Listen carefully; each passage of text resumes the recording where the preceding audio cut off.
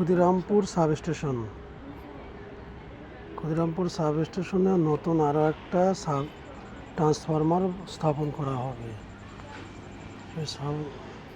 এর ভিত্তিপ্রস্তর স্থাপন হয়েছে, আজকে বেস ঢালাই করা হবে। সম্পূর্ণ খাঁচা বাঁধাই করা হয়ে গেছে, অল্প কিছুক্ষণের মধ্যে ঢালাই শুরু হবে। রডের কোম্পানির নাম বিএসআরএম।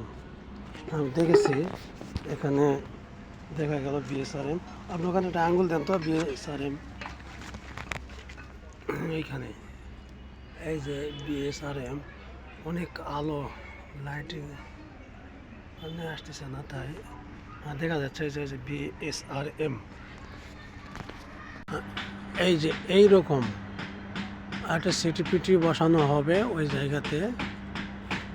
এই জাস্ট এইটাই, এইরকমই একটা স্ট্রাকচার সেখানে স্থাপন হবে। হ্যাঁ।